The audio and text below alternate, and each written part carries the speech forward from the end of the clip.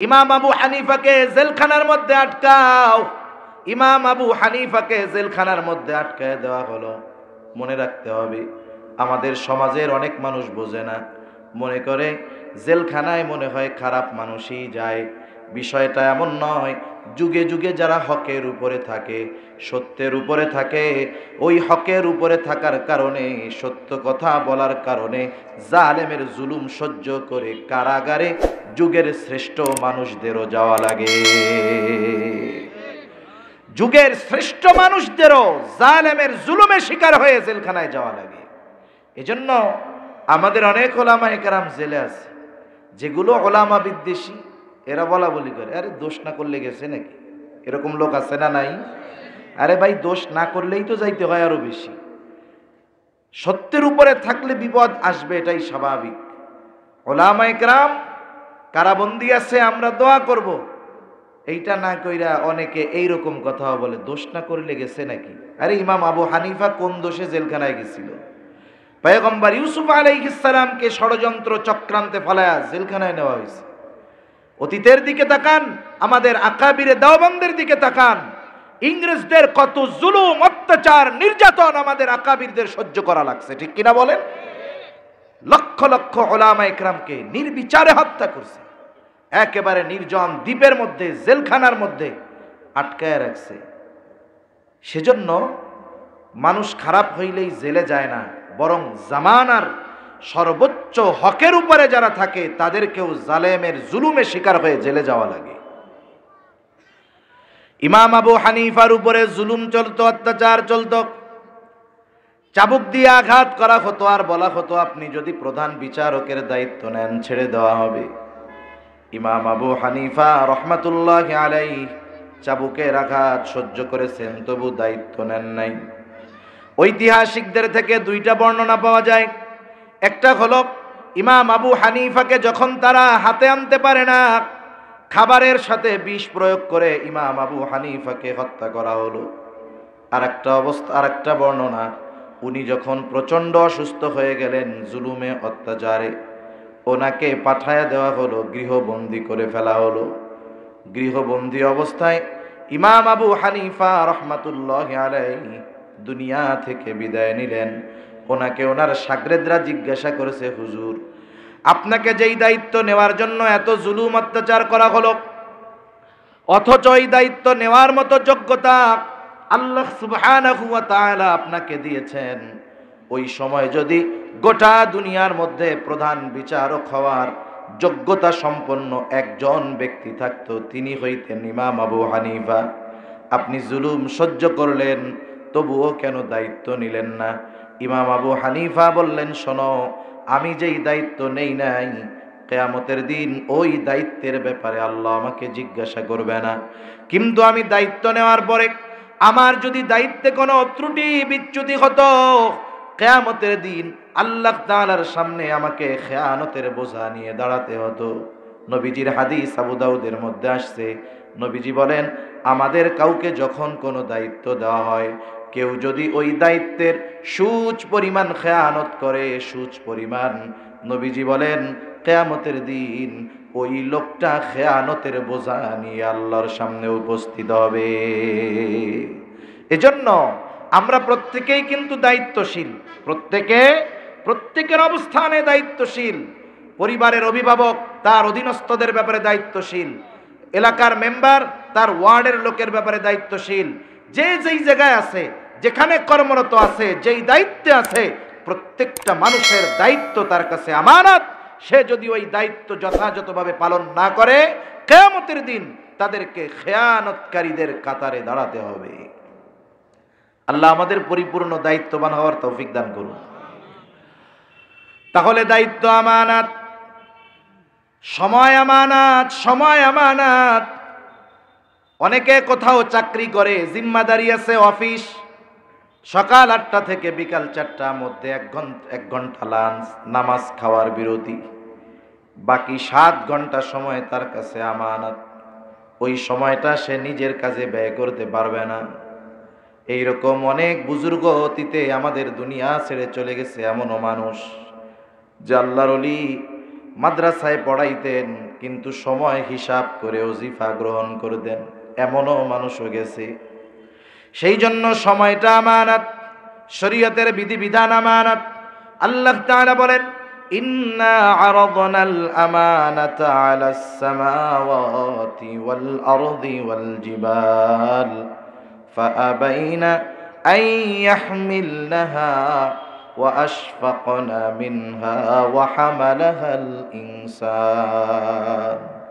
আল্লাহ তাআলা বলেন, আমি এই আমানত আসমানের কাছে, জমিনের কাছে, পর্বতমালার কাছে পেশ করলাম। তারা ভীত সন্ত্রস্ত হয়ে গেল, এই আমানত তারা বহন করলো না। ওয়া হামালাহাল ইনসান, মানুষ এই আমানত বহন করলো। মুফাসসিরিনে কেরাম বলেন, কি সেই আমানত? কেউ বলে সেই আমানত হলো কোরআন, কেউ বলে সেই আমানত হলো শরীয়তের বিধিবিধান। একই কথা। কোরআনুল কারীম তো হুদাল্লিল মুত্তাকিন, ঠিক কিনা বলেন? এই কোরআনুল কারীম আমাদের কাছে আমানত। এখন কি করব? এই আমানতটাকে সুন্দর মতো দামি গেলাফে পেঁচাইয়া একেবারে তাকে রাইখা দিব, কেউ মরে টইরা গেলে কিছু বাইর কইরা কোরআন খতম করব, এই জন্য নাকি? কোরআনের যত আইন কানুন বিধিবিধান, শরীয়তের যত আদেশ নিষেধ আছে, সবগুলো আমাদের কাছে আমানত। যেটা করণীয় সেটা করতে হবে, যেটা বর্জনীয় সেটা বর্জন করতে হবে। যদি আমরা এগুলো না করি, তাহলে কিয়ামতের দিন আমাদেরকে আল্লাহর আদালতে খেয়ানতকারীর কাঠগড়ায় দাঁড়াতে হবে। সন্তান সন্ততি আমাদের কাছে আমানত, জানমাল আমাদের কাছে আমানত। আল্লাহ তাআলা তো জানমালের মালিক। আল্লাহ তাআলা বলেন, ইন্নাল্লাহা আশতারা মিনাল মুমিনিনা আনফুসাহুম ওয়া আমওয়ালাহুম বিআন্না লাহুমুল জান্নাহ। আল্লাহ তাআলা বলেন, আমি মুমিনের জানমাল জান্নাতের বিনিময়ে খরিদ করে নিয়েছি, ক্রয় করে নিয়েছি। এই জন্য আমার আপনার শ্রম, আমার আপনার জান, আমার আপনার মাল যে কোনো জায়গায় ব্যবহার করার অনুমতি নেই। গুনার কাজে যদি কেউ কারো শক্তি ব্যয় করে, গুনার কাজে, অন্যায় কাজে কেউ যদি তার সম্পদ ব্যয় করে, 1 নাম্বার সে খেয়ানতকারী হয়। 2 নাম্বার, যেই কাজে শ্রম অথবা অর্থ ব্যয় করবে, ওই খারাপ কাজের গুনাহও তার আমলনামায় যোগ হয়ে যায়। সেজন্য আল্লাহর দেওয়া জানমাল, আল্লাহ যেই জায়গায় ব্যয় করার অনুমতি দিয়েছেন, এই সমস্ত জায়গা ছাড়া জানমাল ব্যয় করার কোনো সুযোগ নাই। আমাদের এই দেহের অঙ্গ প্রত্যঙ্গগুলো আমানত।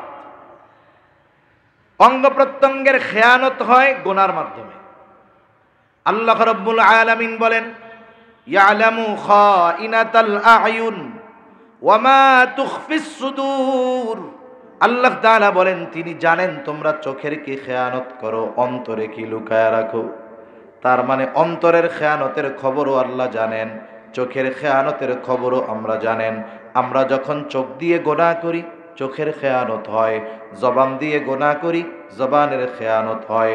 কান দিয়ে গুনাহ করি, কানের খেয়ানত হয়। পা দিয়ে গুনাহ করি, পায়ের খেয়ানত হয়। অন্তর দিয়ে খারাপ জিনিসের চিন্তা করি, কল্পনা করি, অন্তরের খেয়ানত হয়।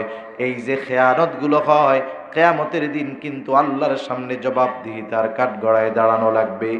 আমানতদারিতার বিষয়ে আর কিছু বলার দরকার নেই। এতটুকু যদি আমরা আমল করতে পারি, আমানতদার মুমিন হওয়া সম্ভব না অসম্ভব? বলেন তো। সম্ভব, আমানতদার মুমিন হওয়া সম্ভব। তাহলে আল্লাহ তাআলার 2 আদেশের প্রথম আদেশ, ইন্নাল্লাহা ইয়া'মুরুকুম আন তুআদ্দুল আমানাতি ইলা আহলিহা। তোমরা আমানতদার হকদারের কাছে ফিরায় দাও, অর্থাৎ মুমিন, তুমি আমানতদার মুমিন হও। 2 নাম্বার, ওয়া ইযা হাকামতুম বাইনান নাস আন তাহকুমু বিল আদল। তুমি যখন মানুষের মধ্যে বিচার আচার করবা, ন্যায় বিচার করবা। ন্যায় বিচার, এ দুনিয়ায় ন্যায় বিচার পাওয়াই তো কঠিন। আবার অনেকে আমরা মনে করি ন্যায় বিচার করা এটা মনে হয় শুধু জজ কোর্টের জজ, সুপ্রিম কোর্টে যিনি আছেন বিচারক, ওনাদেরই কাজ। আমাদের আর ন্যায় বিচারের কি কাজ? প্রত্যেকের অবস্থান থেকে ন্যায় বিচার করবে। অনেক সময় বাবা তার সন্তানদের সাথে অবিচার করে কি করে না? করে। এক সন্তানরে বেশি ভালোবাসে, তার ব্যাপারে নজর একরকম, আর এক সন্তান তার ব্যাপারে নজর আর এক রকম। এজন্য বিচার আচারের ক্ষেত্রে হতে পারে দুইজন মুমিনের মধ্যে দ্বন্দ্ব লাগছে, আমাকে সমাধানকারী হিসাবে গ্রহণ করছে, আপনি আমাদের দুইজনের সমস্যাটা দূর করে দেন। আমাদের অভ্যাস হইল কি, আমি যাকে চিনি, যার সাথে মহব্বত, আমি যেমনে হোক ছলে বলে কলে কৌশলে তার পক্ষ অবলম্বন করি। এই যে আমি অবিচারকের মতো কাজ করলাম। প্রত্যেকটা ক্ষেত্রে যখন কোনো বিষয়ের ফয়সালাকারী আমাকে আপনাকে নির্ধারণ করা হবে, সেটা রাষ্ট্রীয়ভাবে হোক, সামাজিকভাবে হোক, পারিবারিকভাবে হোক, প্রত্যেকটা জায়গায় আমাকে ন্যায় বিচার করতে হবে। ঠিক কিনা বলেন? ন্যায় বিচারের উপমা সাহাবায়ে কেরাম রেখে গেছেন। আল্লাহ তাআলাও নির্দেশ দিয়েছেন, তুমি যখন বিচারক, খবরদার কোনো কওমের প্রতি বিদ্বেষ পোষণ করার কারণে বিদ্বেষবশত তুমি তাদের উপরেও অবিচার করবা না। তোমার শত্রুও যদি ন্যায় বিচারের আশায় তোমার কাছে আসে, তুমি ন্যায় বিচার করবা, খবরদার পক্ষপাতিত্ব করবা না। ন্যায় বিচারের আরেক উসুল নবীজি সাল্লাল্লাহু আলাইহি ওয়াসাল্লাম বলেন, যখন কোনো বিচার প্রার্থী আসবে, বাদী বিবাদী দুইজন, বিচারকের দায়িত্ব হলো বাদীর কথা যেমন যথাযথ গুরুত্ব সহকারে শুনবে, বিবাদীর কথাটাও যথাযথ গুরুত্ব সহকারে শুনবে। আর আমাদের দেশে যদি বাদী পাওয়ারফুল হয়, তাইলে বিবাদীর কথা বলারই সুযোগ নেই। আবার বাদী যদি দুর্বল হয়, ওই বাদীর কথা শোনার টাইম নেই, বিবাদীর কথার উপরেই উনি আস্থা রাখে বেশি। বিচারকের নিয়ম হলো বাদী বিবাদী উভয়ের কথা যথাযথভাবে শুনবে, এরপরে ইনসাফের সাথে রায় প্রদান করবে। আল্লাহ তাআলা কোরআনুল কারীমের মধ্যে বলেন, ওয়ালা ইয়াজরিমান্নাকুম শানাআনু কওমিন আলা আল্লা তা'দিলু ই'দিলু হুয়া আকরাবু লিত্তাকওয়া।